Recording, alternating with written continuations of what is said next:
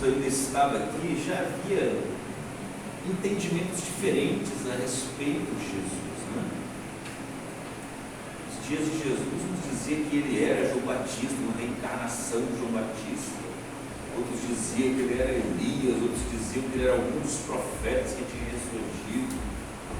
Nós vimos que depois da sua morte, o negócio, em vez de resolver, piorou, né? Ou seja, surgiu muito mais heresias a respeito dele, muito mais pensamentos distorcidos a respeito de quem era Jesus. Nós falamos sobre algumas dessas heresias, né? Nós falamos sobre o gnosticismo, que negava que Jesus tinha um corpo físico, né? Falamos sobre os ebionitas, que viam Jesus como um simples homem, ou seja, não reconheciam a divindade dele. Depois falamos sobre os modalistas, que diziam que Deus, na verdade, é uma pessoa só, que se manifesta de 3 modos diferentes, né? Que se manifestou como Pai no tempo do Antigo Testamento, que depois se manifestou como Filho morrendo na cruz, que depois desceu como Espírito Santo, seria como se fosse 3 disfarces, ou 3 máscaras de Deus, né? Ou seja, uma pessoa só que se manifesta de 3 formas, de 3 maneiras diferentes. Aí depois vimos que surgiu uma outra controvérsia pior ainda, que foi a ariana, né, do presbítero Ário, que disse que Jesus era uma criatura de Deus, né, a mais excelente criatura de Deus, mas que não passava de uma criatura. E nós dissemos que esse ário, né, esse arianismo, ele deu origem à moderna seita Testemunhas de Jeová. Ou seja, hoje os Testemunhos de Jeová nada mais são do que uma ressurreição da antiga heresia ariana. E nós vimos que a igreja precisou se reunir para resolver esses problemas cristológicos, né? E nós dissemos também que as doutrinas que hoje nós temos foram formuladas em resposta às heresias que surgiram. Dissemos que, ou seja, aquilo que nós cremos hoje a respeito de Jesus, na verdade, ou seja, foi formulado, né, e até hoje é uma coisa só, ou seja, não mudou mais, né? Desde os concílios ecumênicos, né, da Igreja Católica, né? Ou seja, a doutrina, a nossa doutrina cristológica, a nossa doutrina a respeito de Jesus, aquilo que nós acreditamos a respeito de Jesus, é católica, né? Nós herdamos isso da Igreja Católica. Católica é um nome interessante. Católica vem de 3 palavras: katarroolos, né? Conforme o todo. Ou seja, não é uma seita que seria conforme um pensamento em particular, mas seria conforme o todo revelado nas Escrituras. Esse é o sentido da palavra católico, vem do grego, né? Katarroolos, né? Ou seja, conforme o todo. Então, os chamados pais da igreja, que foram os discípulos dos apóstolos, os que deram continuidade ao trabalho dos apóstolos, eles que elaboraram as doutrinas. Nós falamos um pouquinho do Concílio de Nicéia, né? Foi no ano 325 da nossa era. Eu trouxe um quadro. Então, o Concílio de Nicéia girou em torno da controvérsia ariana. E a guerra toda é por causa de uma palavrinha, veja bem. Homo, ousios e homoiúsios. Nunca na história um I fez tanta estardalhaço como nesse concílio de Nicéia. Observe essas 2 palavras aqui: homo, ousios. E aqui está homoiúsios. Aqui tem um I a mais do que aqui. Só que esse I ele é muito significativo. Porque Essa palavra primeira aqui é a junção de duas palavras gregas. Homo, de onde vem a nossa palavra homossexual, homogêneo, que tem a ideia de unidade, de uma coisa só. O que é um homossexual? Que tem, ou seja, sexo entre um sexo só, né? Que é uma massa homogênea, uma massa que tem uma textura só, que não é mole aqui e grosso aqui, né? Ela é homogênea, não é assim? Então essa palavra homo vem disso aí, de unidade, né? Homoousios. Então, ousios significa essência. Essência, ou substância, ou natureza. Então, a doutrina apresentada pelo concílio, pela Igreja Católica, era a doutrina de que Jesus era homoousios ao Pai, ou seja, da mesma essência do Pai. Não havia diferença entre a essência de Cristo e a essência do Pai. É como se fossem feitos, é claro, a grosso modo, né? Ou seja, a gente nem pode falar dessa maneira. É como se fossem feitos da mesma massa. Como se o Pai, o Filho e o Espírito Santo fossem feitos da mesma massa. Só para poder ilustrar aqui, tá? Ou seja, com toda a reverência, mas só a título de ilustração. Mas Ário apresentou a doutrina de que Cristo era homoiúsios ao Pai, ou seja, de substância similar. Esse I aqui faz toda a diferença, porque esse I vai indicar que Jesus era de uma substância parecida com a do Pai e não da mesma substância do Pai.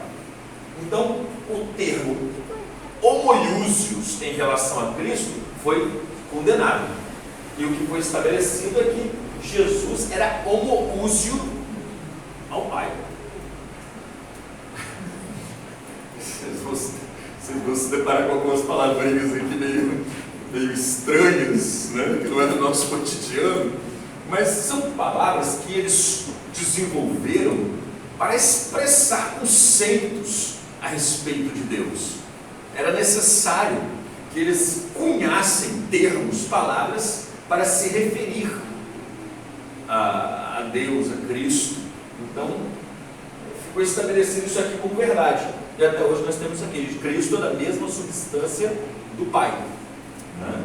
E essa doutrina ariana aqui, de que ele era homoiúsios, ou seja, de uma substância parecida, ficou tido como heresia e condenado.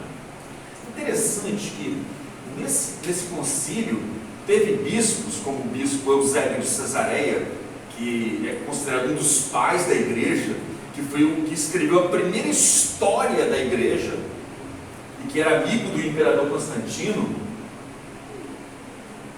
Ele simpatizava da causa ariana.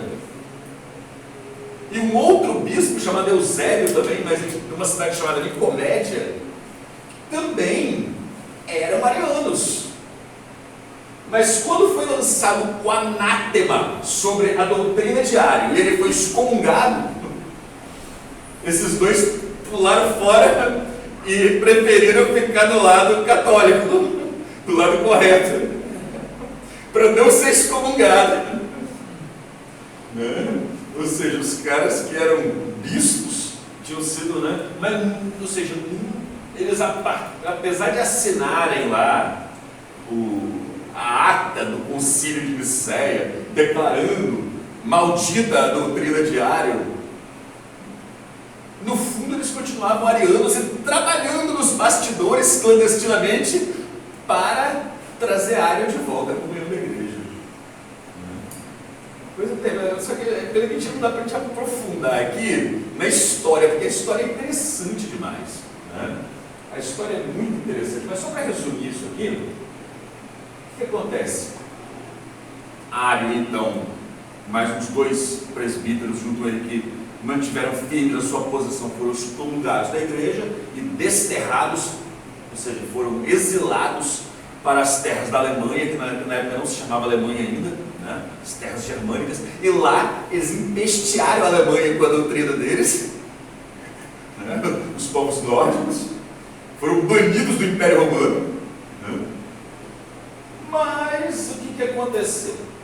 Lá em Alexandria, onde surgiu a controvérsia, né, onde o bispo era o Alexandre, Alexandre veio a morrer e foi sucedido pelo Atanásio, que era um ardoroso defensor da doutrina trinitária, né, da Trindade, da doutrina correta, da doutrina católica. E aí o que acontece?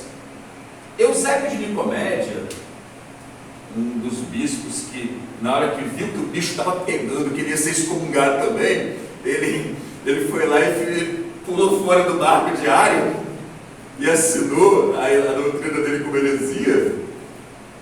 Ele era amigo, ele era parente de Constantino, do imperador. O imperador ele não entendia nada de teologia. Tudo que ele queria era manter a unidade do império. Para ele aquilo era um jogo político. Ele não queria que houvesse divisão no cristianismo, porque o cristianismo estava começando a ser a religião oficial do Império Romano. No ano 313, o Constantino ele lançou o Edito de Milão, que concedeu liberdade religiosa para os cristãos, que até então não tinham, os cristãos eram perseguidos. E agora, tudo que ele queria era manter o império com uma religião só, para manter o povo unido. Queria acabar com as outras religiões e manter tudo como o cristianismo. E aí o que acontece? O Eusébio, que simpatizava da causa ariana, e que inclusive ele mesmo batizou Constantino, olha só, ele chegou, pô, Constantino, o Ari é esse demônio que esse pessoal está dizendo, não. Inclusive ele tem aqui, ó, tem até uma nova fé, que ele não uma coisa que ele retrocedeu aqui nas posições dele, ó. Você pode até ler, ele ia entender. Não entendi nada de teologia. Ele mudou a postura dele, vamos reconduzi-lo. É um valor, é uma bênção para a igreja, ele tem um valor muito grande para a igreja. E aí Constantino caiu no papo, né? Tá bom, traz o Ário de volta. Mas ele vai fazer o seguinte, o Ário, seria o próximo a ser bispo de Alexandria. Mas aí aconteceu esse problema todo com ele.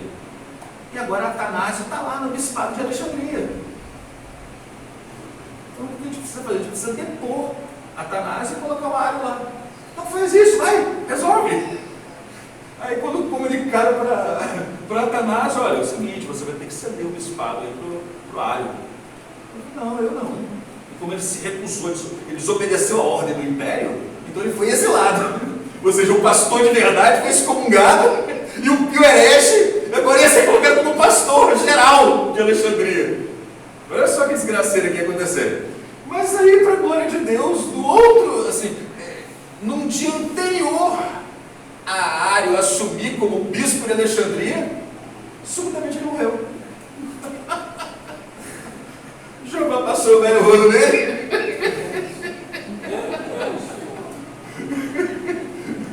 E aí deu tudo certo, né?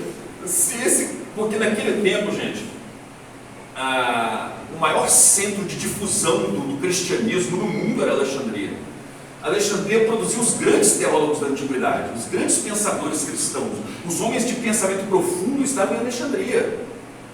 Os de Roma eram fracos. Só vai haver teologia em Roma mesmo com Agostinho, já no IV século. O primeiro centro de difusão do cristianismo para o mundo foi, na verdade, a Antioquia da Síria, depois de Jerusalém, quando a igreja cresceu para fora dos territórios de Israel. A Antioquia da Síria ficou como o primeiro centro missionário. Mas Alexandria produziu os maiores teólogos.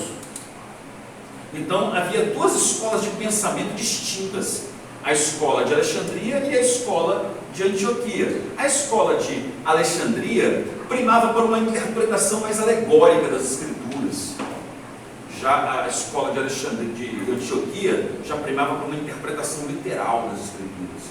A escola de Alexandria primava pela divindade de Jesus, ele exaltava a divindade, enquanto que a escola de Antioquia exaltava a humanidade de Cristo. Então cada uma tinha uma ênfase, ou seja, As duas eram ortodoxas, eram corretas, só que cada uma tinha, ou seja, um viés ideológico e teológico diferente, né? E aí, gente, o que mais ficou decidido aqui, né, nesse concílio de Nicéia? Veja bem, a questão da doutrina da Trindade, né? Essa palavrinha aqui, ó.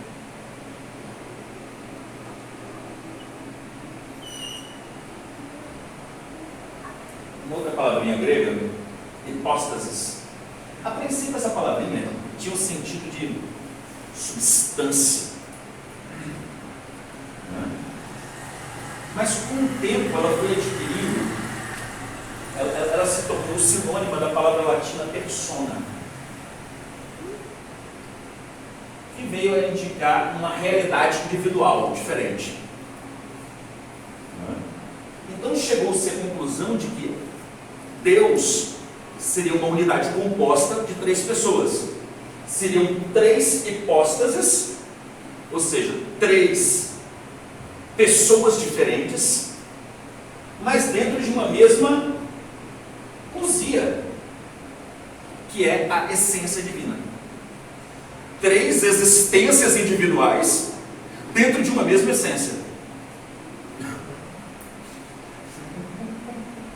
Complicado, né? Os nomes estranhos, né? Mas então, hipóstase seria pessoa e ousia seria essência. Ficou decidido que Deus é uma essência só, mas que são 3 pessoas distintas. E não há tertium quid. Tertium quid. O que é um tertium quid? Terceira via. Uma outra maneira de se expressar. Não tem uma terceira via. Ou é Deus, ou Jesus é Deus, ou a Trindade, né, é dessa maneira, ou não é, ou também não existe uma via do meio. São 3 hipóstases dentro de uma ousia e não há tertium quid.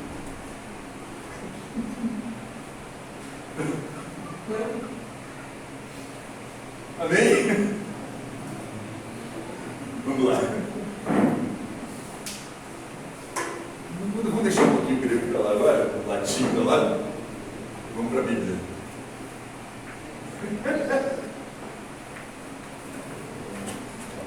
Senão agora você é apedrejado aqui. Agora aí vai se levantar o tribunal da Inquisição e eu vou ser condenado à fogueira aqui também. Mas vamos lá. Então vamos entender melhor quem é Jesus. Para isso, vamos abrir a Bíblia. Vamos ler um versículo que fundamente aqui a nossa tese, a nossa reflexão dessa noite. É só para a gente relembrar aquilo que a gente falou da aula passada. Mateus capítulo 11.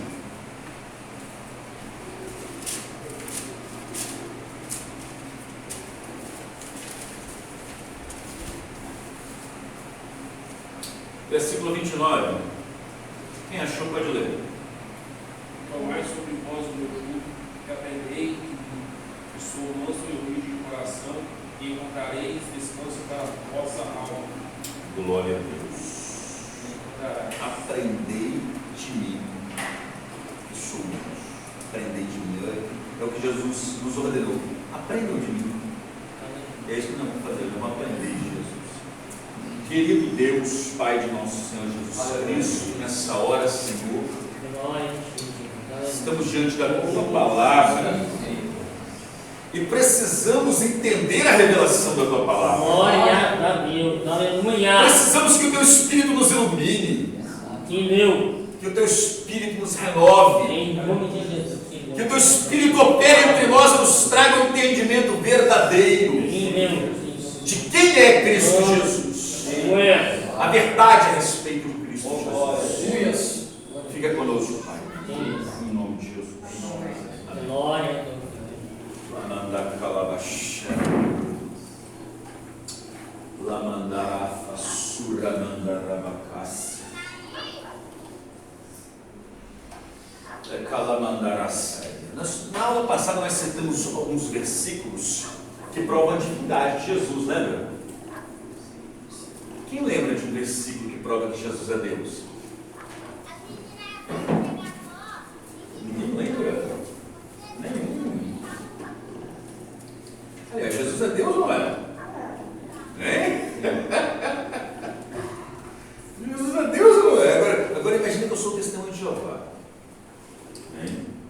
Imagine que eu sou o testemunho de Jeová. Agora eu chego para vocês e digo para vocês: Jesus não é Deus. Jesus é uma criatura de Deus. Amém? Amém? Amém.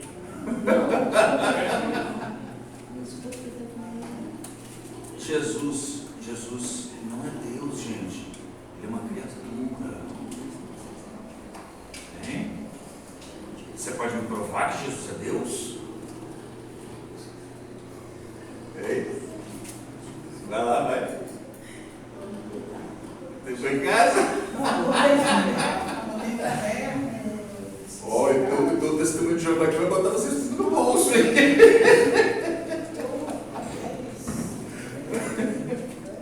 Mas vamos lá, gente, só para descontrair um pouco. Só para te ver a importância que tem a gente guardar textos aqui, ó. Guardar, registrar na mente.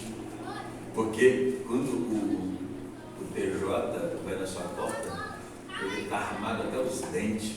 Ele leu os mesmos versículos 30, 40 vezes para chegar na sua porta e lembrar dele de cor. Ele vai metralhar, ele não vai ter dó, né? Ele vai sentar um atrás do outro para tentar te confundir. Ele vai pegar a sua Bíblia e falar assim: leia, não leia a sua Bíblia aqui. Leia, abre a sua Bíblia. E aí, leu? Eles são desse jeito. Cruel.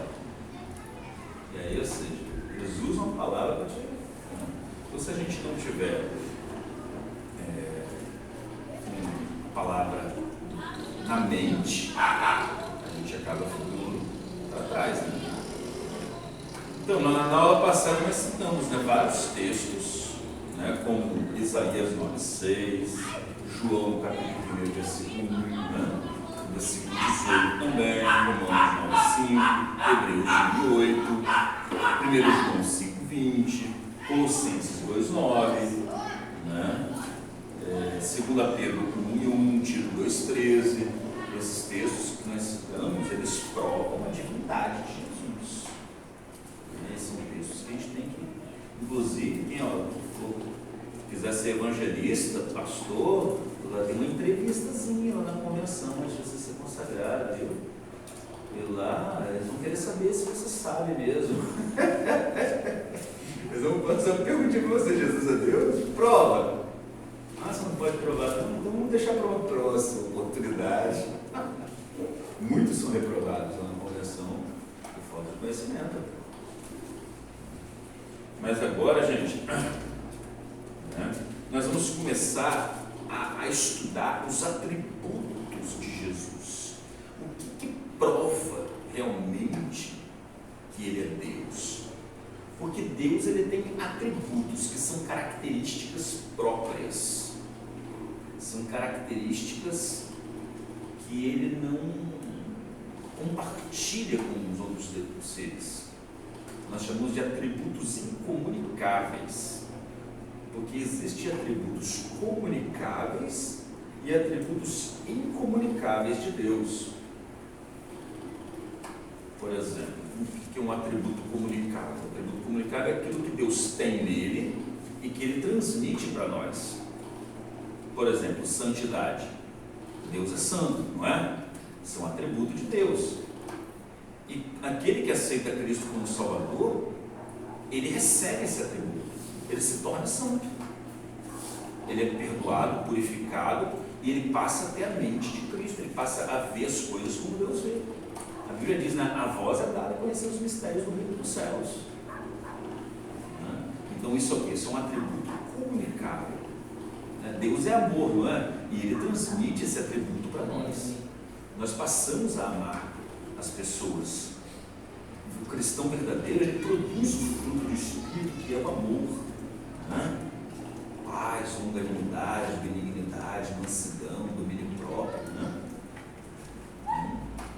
Agora existem atributos que Deus tem e que Ele não transmite para nós, que são atributos incomunicáveis.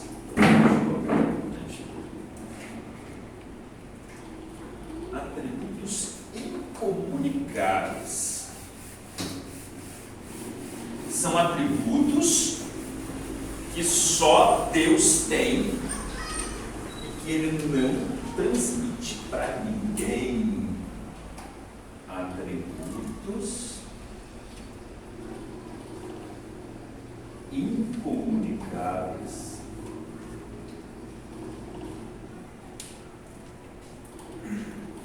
São atributos que são só de Deus, só Ele possui. Por exemplo, eternidade.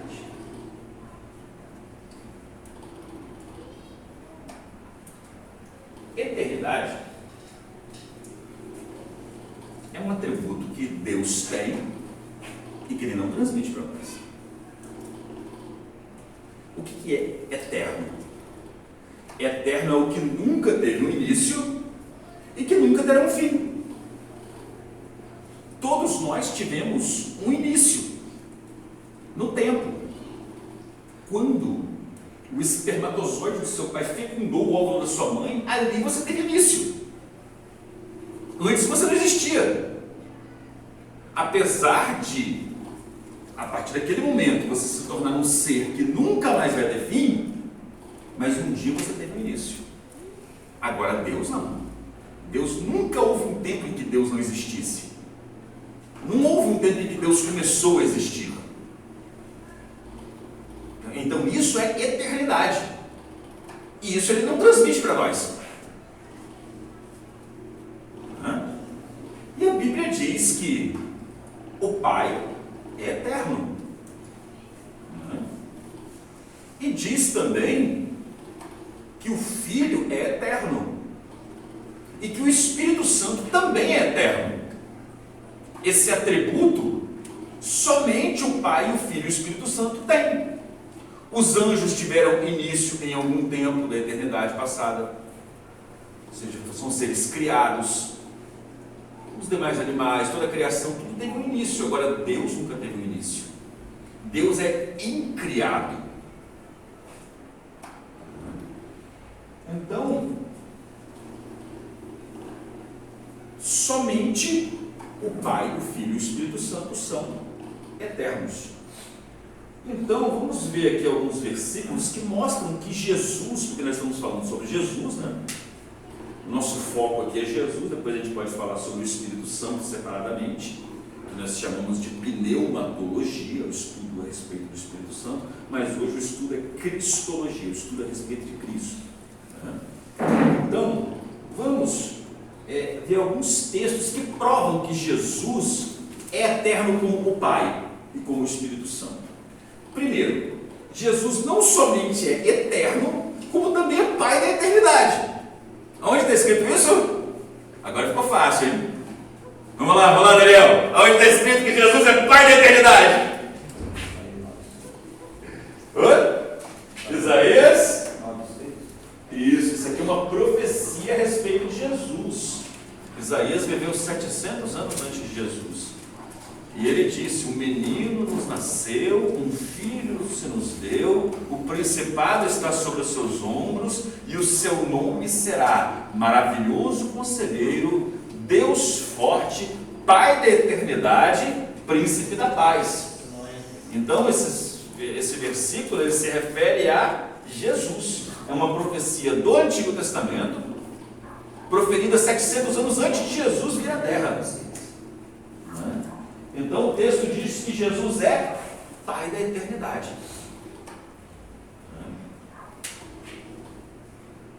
Tem um outro também, Miqueias, vamos ainda no Velho Testamento, Miqueias capítulo 5, versículo 2. Quem achou pode ler. Também fala, é uma profecia messiânica também, é uma profecia sobre Jesus também.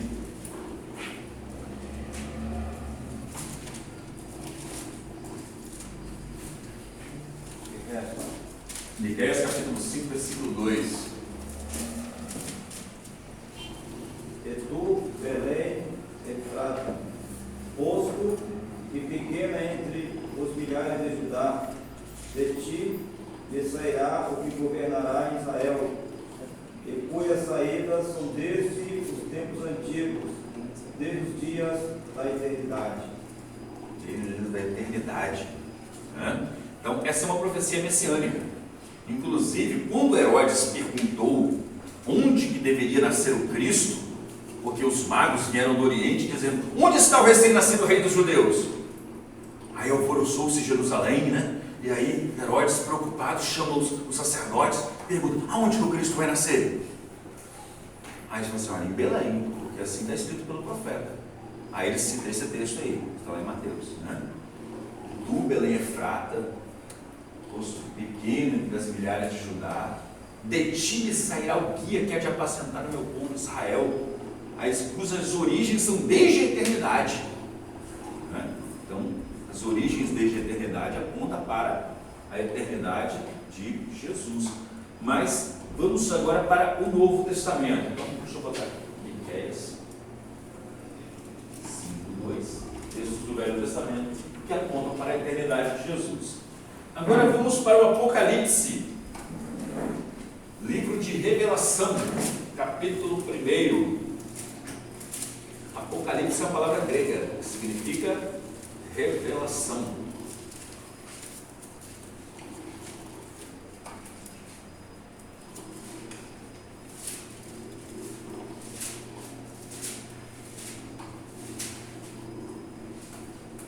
Apocalipse capítulo 1, versículos 7 e 8. Quem achou pode ler. Eis que vem com as nuvens, e todo olho verá, até o mesmo que o transpassaram, e todas as tribos da terra se lamentarão sobre ele. Sim, amém. Eu sou o Alfa e o Ômega, o princípio e o fim, diz o Senhor, que é, que era e que há de vir, o Todo-Poderoso. Então Jesus está dizendo aqui: eu sou o Alfa e o Ômega. O que é Alfa e Ômega? É a primeira e a última letra do alfabeto grego. Eu sou o Alfa e o Ômega, diz o Senhor Deus, aquele que é, que era e que há de vir, o Todo-Poderoso. Então no versículo 7 diz: eis que vem com as nuvens e todo olho verá. Quem é que virá com as nuvens e todo olho verá? Jesus, né? Aí no versículo 8 diz: eu sou o Alfa, o Ômega. Né? Aí vamos mais à frente um pouquinho, no versículo de número 18. 17 e 18. Quem achou pode ler. E eu, quando vi, caía em seus pés como morto, mas ele pôs sobre mim a sua destra, dizendo-me: não temas, eu sou o primeiro e o último. Eu que vivo e fui morto, mas eis que aqui estou, vivo para todo o tempo. Amém. E tenho as chaves da morte e da sepultura. Sepultura? Fica na tradução, na verdade, é da morte e do inferno. Né? Muito bem. Aqui foi uma visão que o apóstolo João teve do Cristo glorificado. Aí ele diz aqui, né? Quando o vi, caía seus pés como morto. Porém ele pôs sua mão direita sobre mim, dizendo: não temas, eu sou o primeiro e o último, aquele que vive. Estive morto, mas esse que estou vivo pelos séculos dos séculos, tem a chave da morte do inferno. Então Jesus diz que ele é o primeiro e o último, né? Ou seja, e que tem autoridade sobre a morte, sobre o inferno. Alguma criatura do planeta teria autoridade sobre a morte, sobre o inferno? Quem foi que venceu a morte? Jesus. Né? Então isso prova o quê? A divindade de Jesus, a eternidade dele. Né? Eu sou o primeiro e o último. E ele vai continuar dizendo isso, capítulo 2, versículo 8. E o anjo da igreja que está em Esmirna escreve: Isto diz o primeiro e o último que foi morto e reviveu. O primeiro e o último que foi morto e reviveu. Alguém tem dúvida de que é Jesus? Não, né? Porque foi morto e reviveu aquele. Ele é o primeiro e o último. Capítulo 21, versículo 6.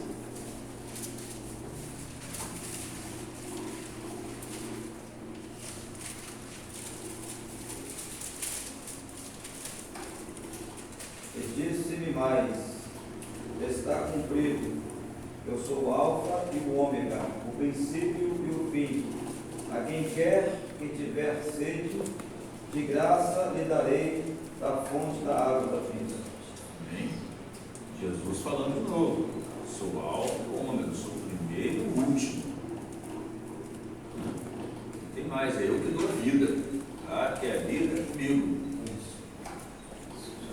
Quem é que pode doar a vida? Será que alguma criatura pode doar a vida? Então, mais uma vez, o texto vai dizer que Jesus aqui é eterno. Capítulo 22, versículo 12 e 13. E eis que ele vem, e o meu galardão está comigo, para dar a cada um segundo a sua obra. Eu sou o Alfa e o Ômega, e o princípio e o fim, e o primeiro e o derradeiro. Amém. E daí, mais uma vez, ele está dizendo que ele é o primeiro e o último. Então, ele é eterno. Então, esses textos provam que Jesus é eterno. Se ele é eterno, ele é Deus. Nenhum outro ser é eterno. Somente Deus é eterno. Então, o texto prova a eternidade de Cristo e sua divindade. Ou seja, a eternidade é um atributo da divindade. Muito bem. Então,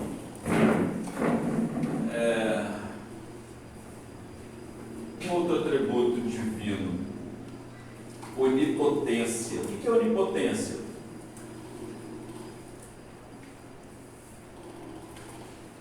O que é onipotência? Todo poderoso, todo poder. Sim. Que é todo poder. E aí, em Apocalipse, no capítulo 1, versículo 8, ele diz o quê? O Alfa e o Ômega, mas diz o quê? O Todo-Poderoso. Então, Jesus, aqui ó, Apocalipse 1, 8, prova que Jesus é Todo-Poderoso. E Mateus, capítulo 28, versículo 18, quem achou vai ler. Mateus 28, 18.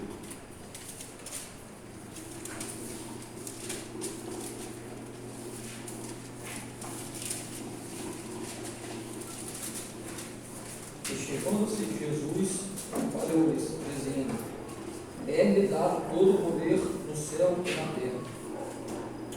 Todo o poder no céu e na terra. Se ele tem todo o poder, então ele é onipotente. Ele é o mesmo que diz lá no Salmo, né? Aquele que descansa à sombra do onipotente. O onipotente é todo poderoso. E o texto prova aqui que Jesus é todo poderoso. Não tem nada que Jesus não possa. Ele também é onisciente. Ou seja, ele sabe todas as coisas. Sabe todas as coisas. A Bíblia diz, vamos lá, é Colossenses capítulo 2, versículo 3.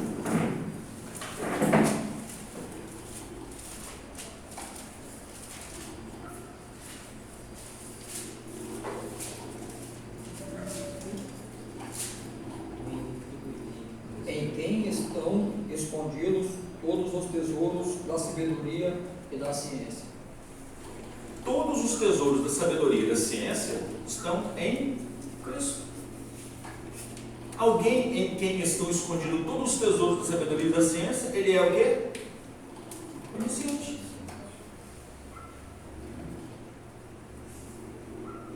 Tem mais. Apocalipse capítulo 2, versículo 22. falando sobre uma profetisa que estava lá na igreja de Tiatira, mas que era uma adúltera. Apocalipse capítulo 2, versículo 22, pode ler. Eis que ela porei uma cama e sobre os que com ela virá grande tribulação, se não se arrepender das suas obras. Versículo 23. E ferirei de morte a seus filhos, e todas as igrejas saberão que eu sou aquele que sonda os rins e os corações. E darei a cada um de vós segundo as vossas obras. Essas traduções, querida, sonda os rins, meu Deus. Na verdade, sonda as mentes. Deus sonda as mentes e esquadrinha os corações.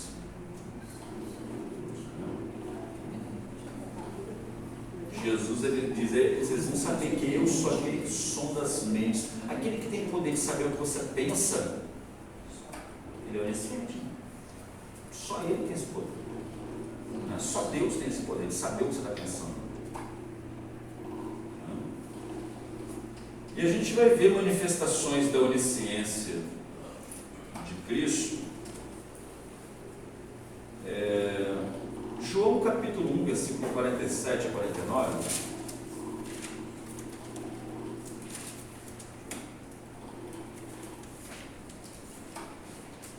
Jesus viu Natanael vindo ter com ele, e disse-lhe: Eis aqui um verdadeiro israelita, em quem não há dolo. Disse-lhe Natanael: Donde me conhecesses tu? Jesus respondeu e disse-lhes: Antes que Filipe te chamasse, te enviei, e eu estando tu debaixo da figueira. Continue.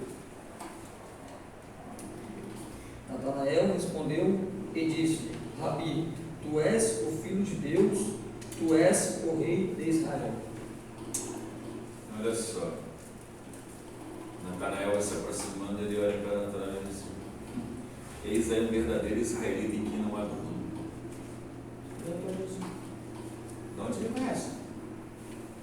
Eu te vi. Antes que ele te chamasse, eu te vi quando você estava debaixo da figueira. Mas ele não estava. Mas ele sabia que ele estava debaixo da figueira. Aí ele ficou: Senhor, tu és o Rei de Israel. Ele percebeu a divindade de Jesus ali. Mateus capítulo 9, versículo 4 diz: Jesus, porém, conhecendo-lhes os pensamentos, disse: Por que cogitais o mal no vosso coração? Pois qual é mais fácil? Dizer, estão perdoados os seus pecados, ou dizer, levanta-te e anda? Jesus conhecendo-lhes os pensamentos. Olha só. Quem conhece os pensamentos é Deus.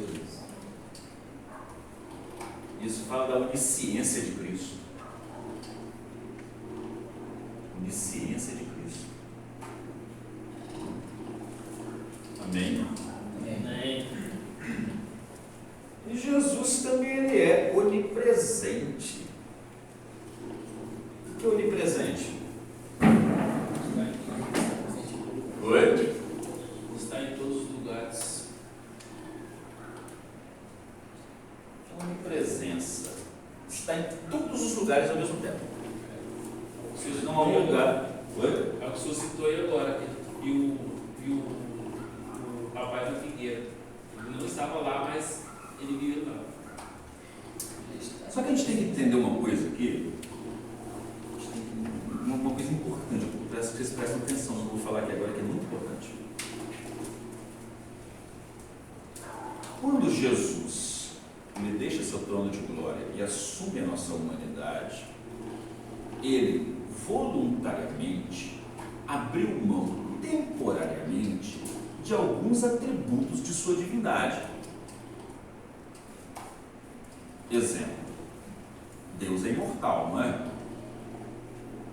Ao Deus invisível, imortal, né? Paulo fala, né? Então, quando ele se torna carne, logo ele se torna mortal. Tanto que ele morreu. Então ele abriu temporariamente mão de um atributo da sua divindade, que era a imortalidade. Citou aí, esse texto que eu citei agora de Natanael, isso não prova na verdade a onipotência dele. Aliás, a onipresença prova a onisciência. Onisciência, mas não a onipresença, porque quando ele encarna, ele temporariamente e voluntariamente abre mão também da sua onipresença. Porque se ele estivesse na Galileia, ele não podia estar na Judeia ao mesmo tempo. Ou ele está num lugar ou ele está em outro. Tanto que ele precisava pegar um barco para chegar até em outro lugar. Não é assim? E tem um texto que tem que ser compreendido dentro desse prisma. Quando Jesus diz assim: mas quanto aquele dia e hora, ninguém sabe. Nem os anjos, nem o Filho, é somente o Pai. Então, ali nesse texto, Jesus está declarando que tem uma coisa ali que ele não sabe. Somente o Pai sabe. Mas por que ele disse isso? Ele não é onisciente? Temos que lembrar que nesse momento ele temporariamente também abre mão da sua onisciência. Então ele está falando como um homem que dependia da revelação do Espírito Santo. Porque as obras que ele faz de cura, de libertação, tudo a Bíblia diz o quê? O Espírito do Senhor lhe ungiu para curar os quebrantados de coração. Então ele faz tudo em consonância com o Espírito Santo, né? Ou seja, pelo poder do Espírito Santo.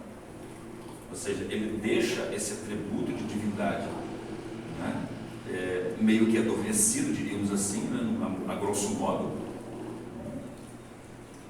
e age pelo poder do Espírito Santo. Então, naquele exato momento, quando ele diz isso, ele fala como um homem e não como Deus.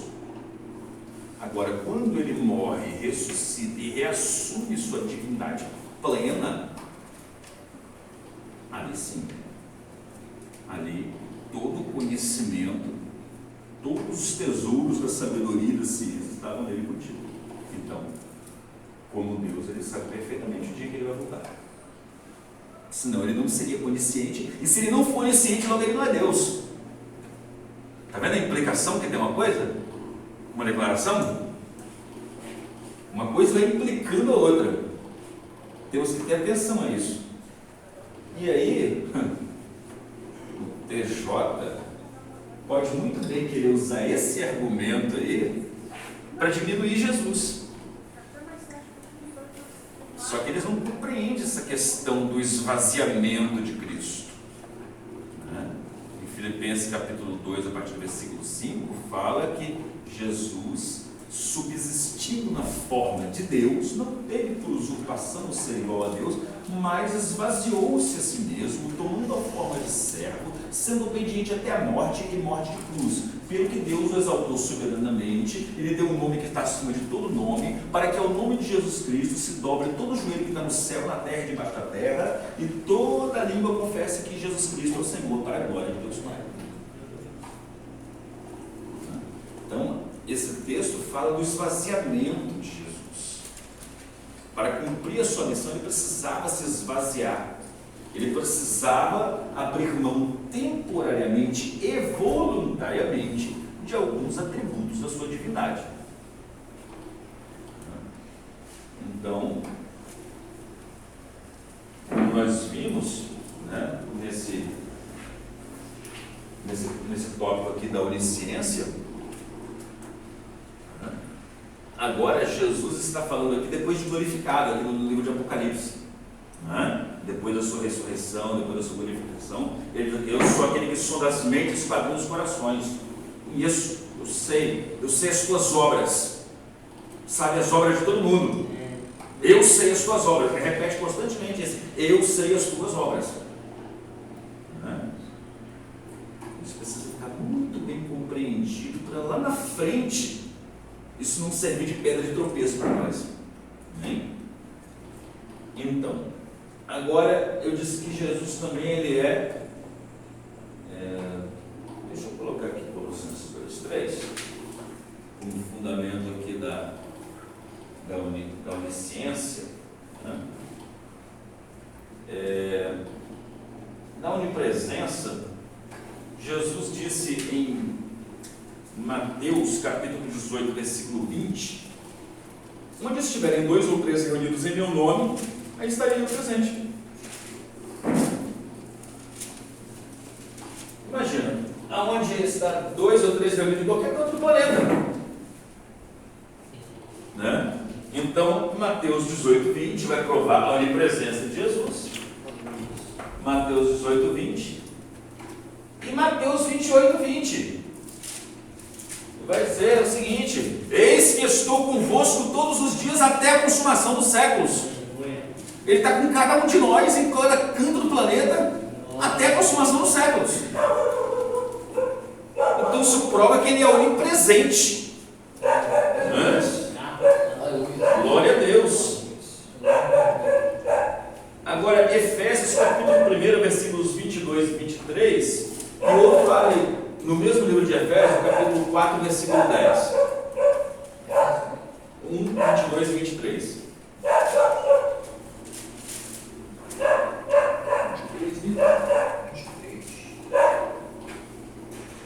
E sujeitou todas as coisas a seus pés, e sobre todas as coisas o constituiu como a cabeça da igreja, que é o seu corpo, a plenitude daquele que cumpre tudo em todos. A minha versão é a plenitude daquele que enche todas as coisas. Jesus é a plenitude daquele que enche todas as coisas.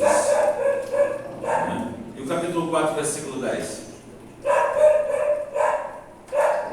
Aquele que desceu e também é o mesmo que subiu acima de todos os céus para cumprir todas as coisas. Aquele desceu mesmo que subiu acima de todos os céus para cumprir todas as coisas. Glória a Deus, né? Então, ou seja, tudo quanto é canto do universo, ele esteve presente, né? Ou seja, é isso aí. Então, gente, nós vimos aqui já que ele tem esses 4 atributos de divindade, né? Estão presentes em Jesus. Vemos também que ele é co-criador com o Pai. Interessante que no primeiro versículo da Bíblia, no hebraico, vai dizer assim: Bereshit bara Elohim et hashamayim et haaretz. No princípio criou Deus os céus e a terra. Essa palavra Elohim, que é traduzida por Deus no nosso português, essa palavra ela indica uma unidade composta da divindade, porque ela é Deus no plural. Porque a palavra El é Deus. Elohim é o plural de El.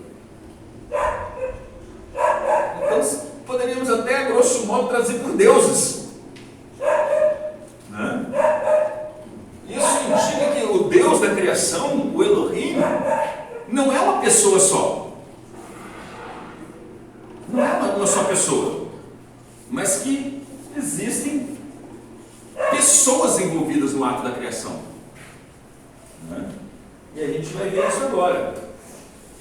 João capítulo 1, versículo 3.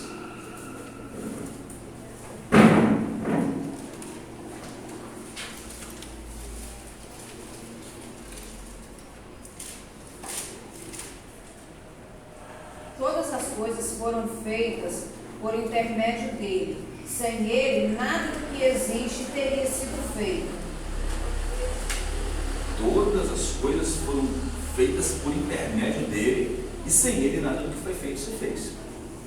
Então, ou seja, o Pai, o Filho e o Espírito Santo atuaram. Ou seja, Deus, ou seja, Cristo foi um agente da criação, que foi feito por meio dele.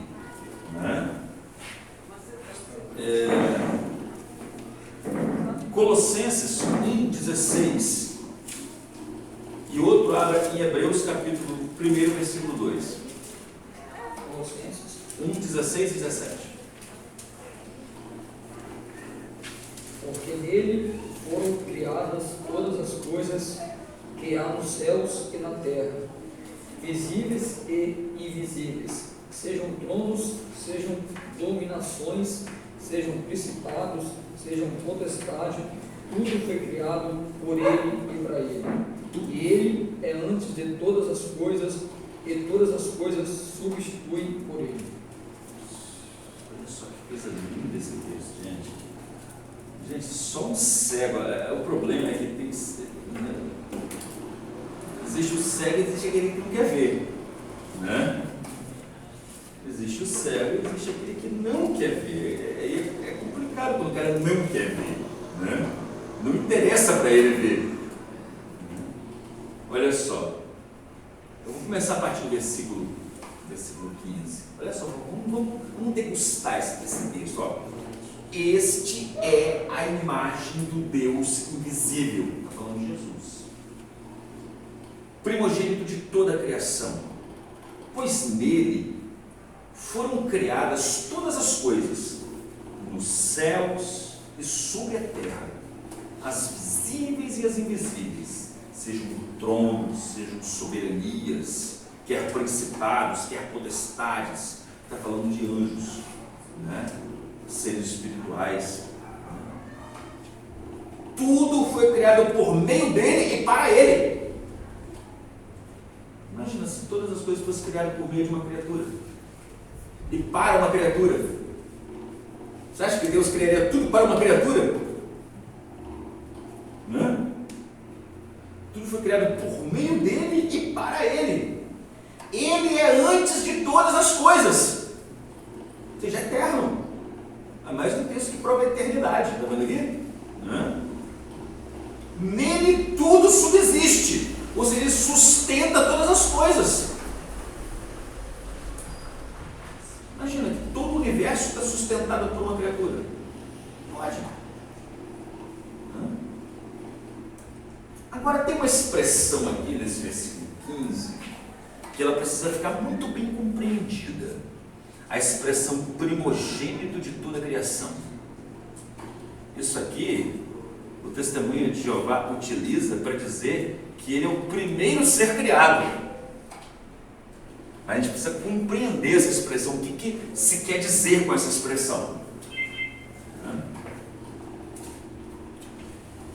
Vamos entender isso aqui. Ó. Eu até escrevi aqui uma coisinha. Botei aqui, os TJ dizem que Jesus seria o primeiro ser criado por Deus, baseados nessa expressão.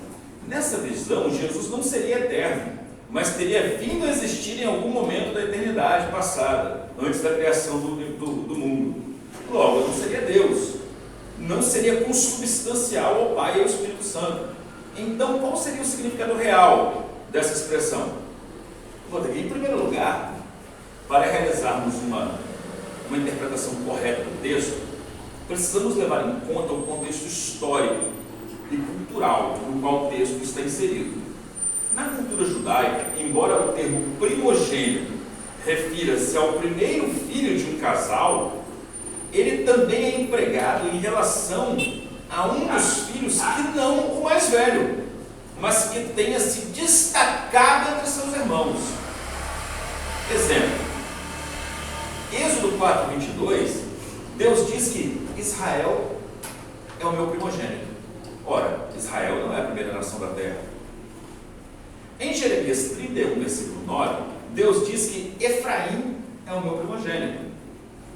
Aqui Efraim representa todo Israel. Mas o interessante é que Manassés foi o primeiro filho de José. Efraim foi o segundo. E mesmo assim, assumiu a primogenitura diante de Deus. Davi era o mais novo entre seus irmãos, mas Deus chama Davi de o meu primogênito. Salmo 89, versículo 20 e 27. Deus chama Davi de meu primogênito. Então, a ideia de primogenitura tem mais a ver com primazia do que com o nascimento. Ainda que o sentido original seja de um filho, o primeiro filho nascido de uma família, mas a gente vê que a primogenitura na Bíblia, ela tem mais a ver com posição, ela é mais posicional do que genital. Você vê que Jacó roubou a primogenitura de Esaú. E recebeu a bênção da primogenitura. Então Deus chama de Israel de meu primogênito. Chama Davi de meu primogênito. Efraim de meu primogênito. Ou seja, Efraim não era o filho mais novo de José. Então, botei aqui, ó. Então, no contexto judaico, primogênito tem mais a ver com preeminência que com geração. Refere-se mais à posição, no sentido de ser mais elevado, proeminente, destacado. E isto fica claro em relação a Cristo à luz do contexto, que diz, para que em todas as coisas ele tenha a primazia. Né? É o que está aqui, ó.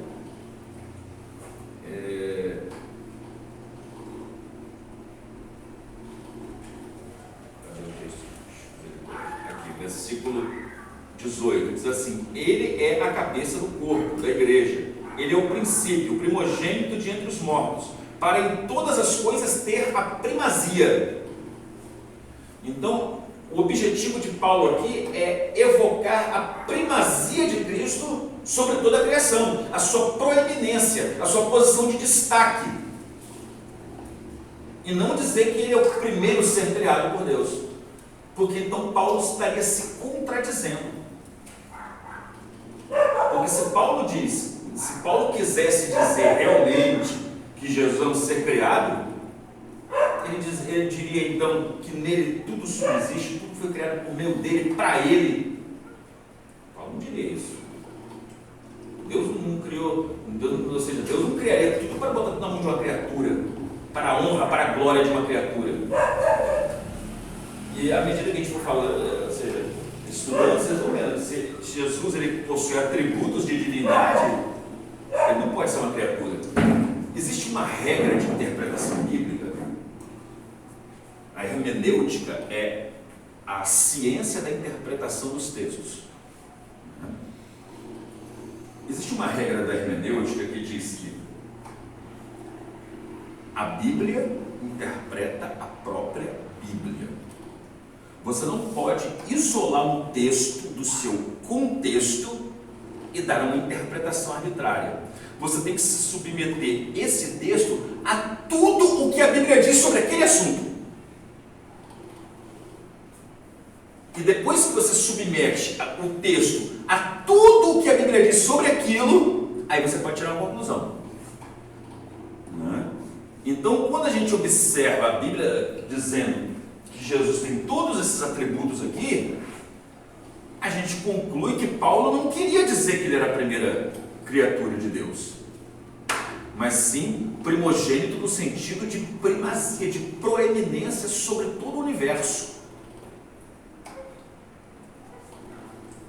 Amém? Deu para clarear? É porque é uma coisa complexa que demanda muita atenção, né? Então, se a gente submeter o texto a todo o contexto é o que vem antes e depois de um versículo, né? Então existe o contexto imediato, que é o que vem antes e depois do versículo, e o contexto remoto, que é o contexto de toda a Bíblia. Quando você submete o texto a tudo que a Bíblia diz sobre o assunto, você descobre que o significado não pode ser esse. Então, aquilo que parece, ou seja, não é. Simplesmente parece. Então o texto parece dizer que Jesus seria o primeiro a ser criado, mas quando você vai para a Bíblia e pega no seu todo, quando nós agimos catolicamente, catarrobolos, conforme o todo, a gente descobre que, né? Ou seja, essa essa interpretação é uma interpretação arbitrária, né? Ou seja, uma coisa que ele está forçando o texto a dizer uma coisa que o texto não diz. Até porque quando você submete esse texto a toda a teologia paulina, né? Ou seja, tudo aquilo que Paulo disse sobre Cristo, né? Você vai chegar à conclusão de que Paulo não quis dizer isso. Amém, irmãos? Amém. Então, primogênito tem a ver com proeminência, o ser mais destacado, aquele que tem a primazia no universo. Nada mais do que isso. Nada mais. Muito bem. Então, Jesus, ele é criador. Cadê quem achou Hebreus 1 e 2? Mas nestes últimos dias falou-nos por meio do Filho, a quem constituiu o herdeiro de todas as coisas e por meio de quem fez o universo. Por meio de quem fez o universo. Interessante o versículo primeiro diz assim: havendo Deus falado outrora muitas vezes e de muitas maneiras aos pais pelos profetas, a nós nesses últimos dias nos falou pelo Filho, a quem constitui o herdeiro de todas as coisas, por meio de quem fez todas as coisas. Então, ou seja, ao povo do Antigo Testamento, Deus falou através dos profetas. A nós, Ele nos fala hoje pelo Filho. Ou seja, a revelação que nós temos hoje é muito maior do que aquele povo que viveu no Antigo Testamento teve. Ou seja, e o texto aqui também vai provar que Jesus ele é um ser ativo na criação, né? Por meio de quem fez todas as coisas. Então, João 1 e 3, Colossenses 1, 16 e 17 e Hebreus 1 e 2 falam exatamente a mesma coisa. Eles estão correlacionados exegeticamente. São textos correlacionados exegeticamente. E nós vemos também que Jesus ele possui um relacionamento especial com o Pai e com o Espírito Santo que nenhum outro ser do universo tem.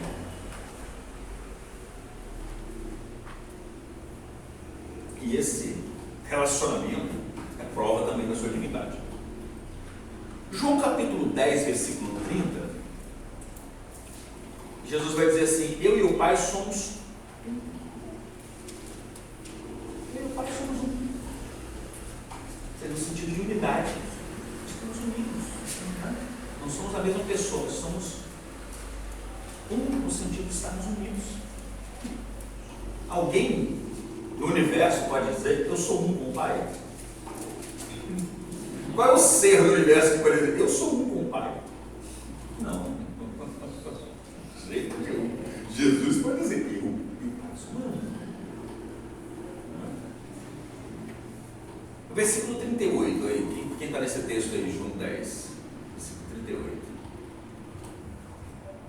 Mas, se as faço e não credes em mim, crede nas obras, para que conheçais e acrediteis que o Pai está em mim e eu nele. O Pai está em mim e eu nele. Olha só que coisa profunda. O Pai está em mim e eu nele. Algum outro ser no universo pode ter isso? Isso é prova de divindade. João 14, 8 a 10.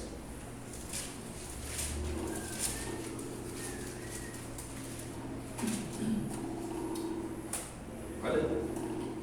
E disse-lhe Filipe: Senhor, mostra-nos o Pai, e o que nos basta.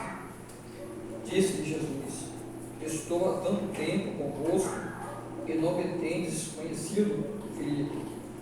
Quem me vê a mim, vê o Pai. E como dizes tu: mostra-nos o Pai. Não credes tu que eu estou no Pai e que o Pai está em mim? As palavras que eu vos digo, não as digo de mim. De mim.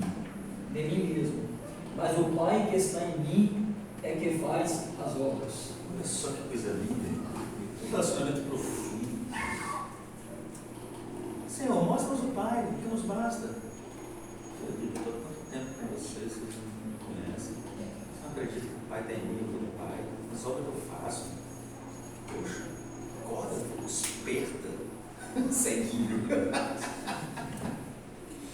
Vendo que intimidade Trindade, querido, o Pai, eu sou o Pai está em mim. E o relacionamento de Jesus com o Espírito Santo? Capítulo 16 de João, versículos 13 e 14.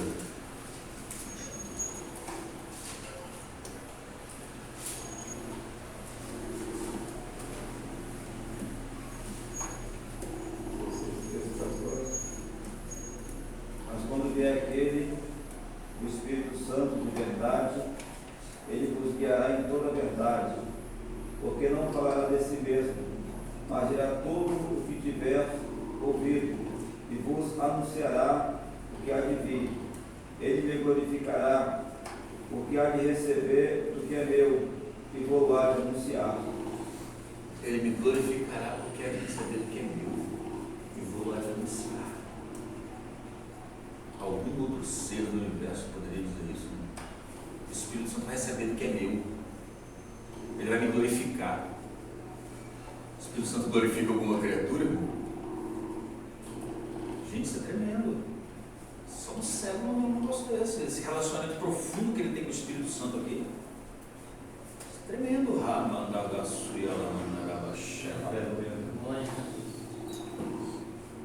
Bem, então Jesus é criador, ele é também, ele tem esse relacionamento, né, com a divindade, né, todo aquele relacionamento. E Jesus também é Salvador. Vamos fazer uma... Quer aprender a fazer uma armadilha antes de jogar? Armadilha. Aprenda a fazer a armadilha certinha. Você pergunta para ele assim, quem é o Salvador? O Salvador é Deus, Deus é o Salvador. Aí você fala assim para ele, abra aí Isaías, capítulo 43, versículo 11. Isaías 43, versículo 11. Quem achou pode ler. Eu sou o Senhor, e fora de mim não há Salvador. Fora de Jeová não há Salvador. Está vendo aí? Está vendo aí? Ele vai rir todo quando você gostar. Está vendo aí? Fora de Jeová não há Salvador. Aí ele já entrou, ele já comeu a isca. Ele não sabe, mas ele já comeu a isca. Então você está dizendo que o Salvador é Deus, não é? O Salvador é Deus. Agora vamos lá para Atos capítulo 13, versículo 23.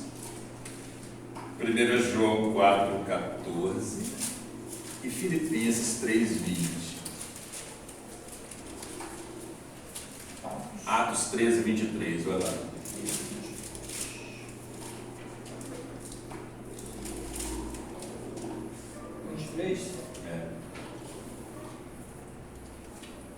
Da descendência deste, conforme a promessa, levantou Deus a Jesus para salvar Israel. Essas traduções de vocês são ruins demais, gente. Tem que comprar. A Bíblia é Almeida, revista atualizada. O resto é treva. Olha só como é que grafa aqui, ó. Da descendência deste, conforme a promessa, trouxe Deus a Israel o Salvador, que é Jesus. Aí você fala assim, mas calma aí, o Salvador é Jeová, está escrito lá? Mas aqui diz que o Salvador é Jesus. Logo, Jesus e Jeová é a mesma pessoa, é o mesmo Deus. Aí você fala assim, calma aí, quem é o Salvador? Aí ele fala assim, Deus, está vendo aqui, ó? O Salvador é Jesus.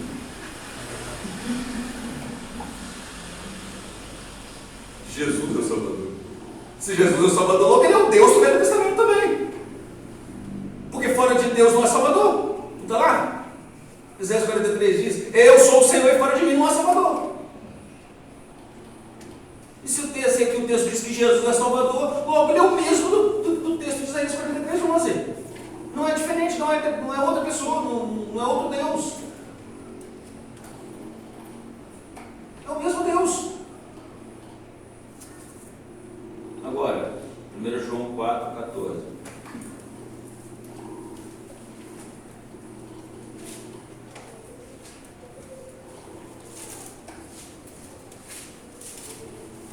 Acharam não, gente? Efesios 4,14. Isso. E vimos e testificamos que o Pai enviou seu Filho para Salvador do mundo. O Pai enviou seu Filho para Salvador do mundo. Está muito claro, não tá? Não, ele é Deus com o Pai. Porque fora de Deus não há Salvador. Né? Eu sou o Senhor. Fora de mim não há Salvador. E se Jesus é o Salvador, então ele está incluído na divindade. Em Filipenses 3,20. Na nossa cidade, ele está no céu, de onde também esperamos o Salvador, o Senhor Jesus Cristo. Nossa cidade está no céu. Não foi isso, não é aqui, minha filha? A gente não vai nossa cidade está no céu. De onde também aguardamos o Salvador, o Senhor Jesus Cristo.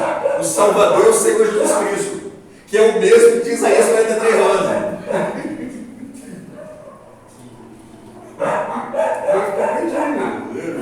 Assim, não tem pra onde correr, entende? Você acabou o negócio, não tem, o cara está preso. Não tem pra onde correr.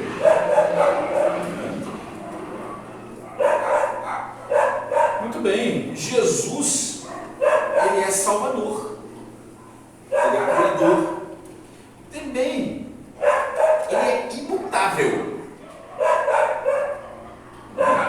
Uma das características de Deus, os atributos de Deus, é que Deus não muda. A Bíblia diz que em Deus não há nem sombra de variação, Tiago diz.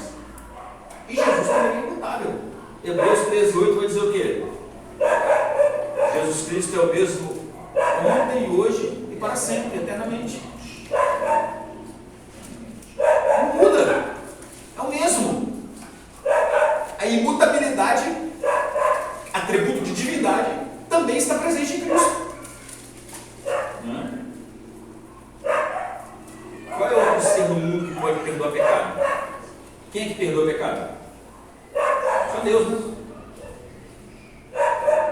Mateus capítulo 9. Mateus capítulo 9.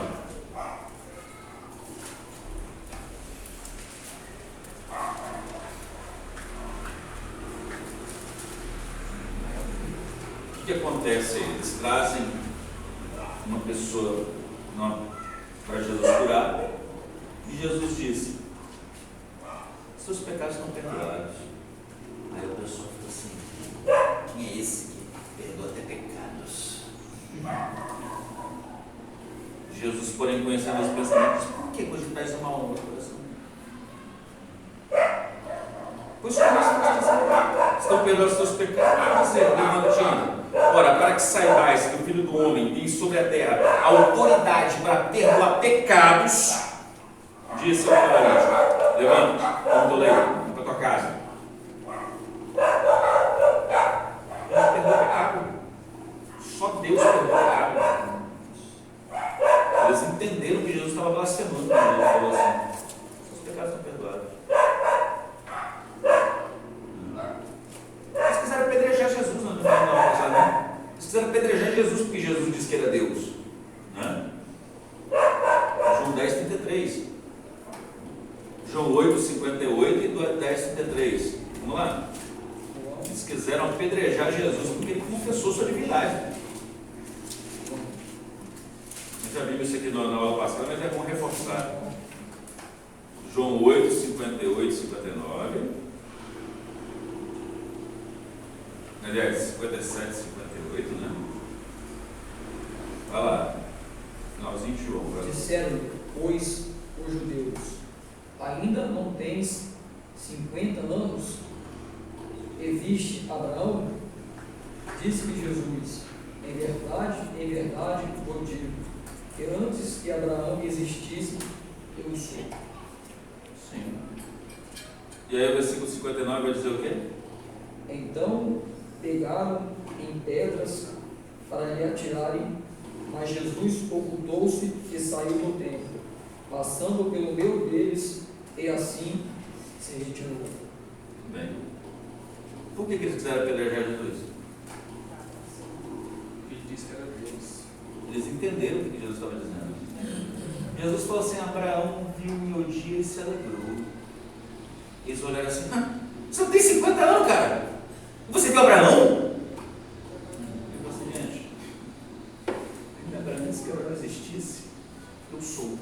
Quando ele fala eu sou, ele se identifica com o Yahvé do Velho Testamento, que falou lá para Moisés: diga aos filhos de Israel, eu sou, me enviou a vós. Ele disse que ele é o eu sou que falou com Moisés lá na sarça. Aí eles falaram assim: esse cara. Aí pegaram um monte de pedra para apedrejar ele. Aí no capítulo 10, versículo 33, vai acontecer de novo.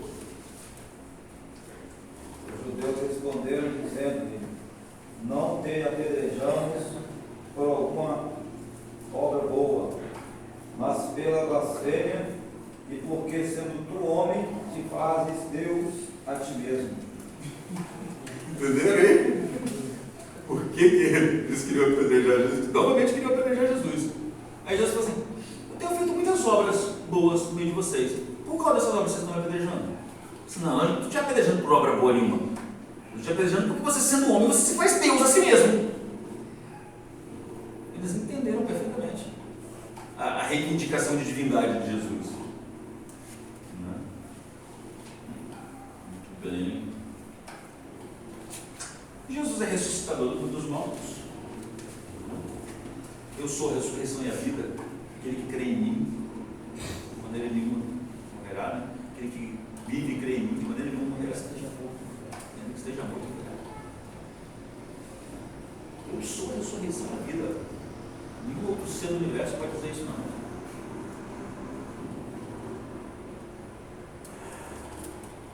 Nós estamos acabando, né?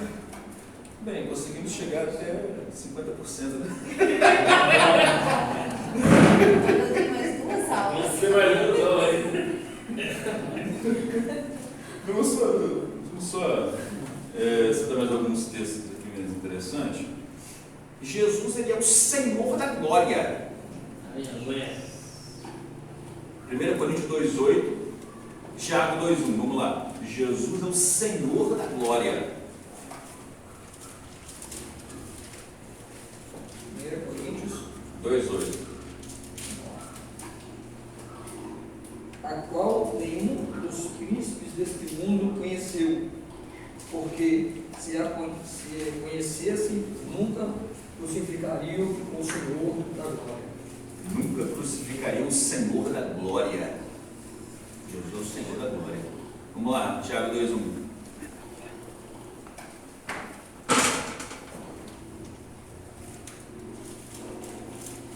Não? Agarrou aí. Tiago, o quê? 2,1. Meus irmãos, não tenhas a fé de nosso Senhor Jesus Cristo, Senhor da glória, e a acepção de pessoas. Não tenhas a fé de nosso Senhor Jesus Cristo, Senhor da glória, em acepção de pessoas. Senhor da glória. Quem está falando disso, dele, é o próprio irmão dele, Tiago. Ele chama o irmão dele de Senhor da glória. Tremendo isso, né? Tudo bem, agora vamos ver Jesus sendo adorado pelos todos os seres do universo. Vamos lá, Apocalipse, capítulo 5, para a gente concluir aqui. Só quem pode ser adorado é Deus, né? Vamos ver aqui Jesus sendo adorado. E vi na terra. Não, calma aí. Wait a moment, please. Apocalipse capítulo 5, versículo 6. Deixa eu ler aqui na minha tradução. Vou ler na minha tradução. Olha só. Apocalipse capítulo 5, versículo 6. Adiante vai dizer o seguinte: ó. Então vi no meio do trono e dos 4 seres viventes e entre os anciãos, em pé, um cordeiro, como tendo sido morto. Ele tinha 7 chifres. Chifre é símbolo de poder. 7 chifres falam da onipotência de Cristo. Bem como 7 olhos, que fala da onisciência de Cristo. Que são 7 Espíritos de Deus enviados por toda a terra. Veio, pois, e tomou o livro da mão direita daquele que estava sentado no trono. Jesus vem e toma o livro do juízo da mão do Pai. Jesus vem e toma o livro do juízo da mão do Pai. E quando tomou o livro, os 4 seres viventes, que são querubins, né? Os 24 anciãos, a gente não sabe quem são esses seres, prostraram-se diante do Cordeiro. Quando ele pega o livro da mão do Pai, os querubins, os anciãos, tudo se prostra diante do Cordeiro, diante de Jesus. Tendo cada um deles uma harpa e taças de ouro cheias de incenso, que são as orações dos santos, e entoavam um novo cântico, dizendo: digno és de tomar o livro e de abrir os selos, porque foste morto, e com teu sangue compraste para Deus os que procedem de toda tribo, língua, povo e nação, e para nosso Deus os constituíste reis e sacerdotes, e reinarão sobre a terra. Vi e ouvi uma voz de muitos anjos ao redor do trono, dos seres viventes e dos anciãos, cujo número era de milhões e milhares de milhares, proclamando em grande voz: digno é o Cordeiro que foi morto de receber o poder, riqueza, sabedoria, força e honra e glória e louvor. Glória a Deus, aleluia. O Cordeiro recebe honra, glória, louvor, Ramadacai. Glória a Deus, aleluia. Então ouvi que toda criatura que é no céu e sobre a terra, debaixo da terra e sobre o mar, e tudo que neles há, estava dizendo: aquele que está sentado no trono é ao Cordeiro. Seja o louvor e a honra, a glória e o domínio pelos séculos dos séculos. E os 4 seres viventes respondiam: amém. E todos os anciãos se prostraram e adoraram.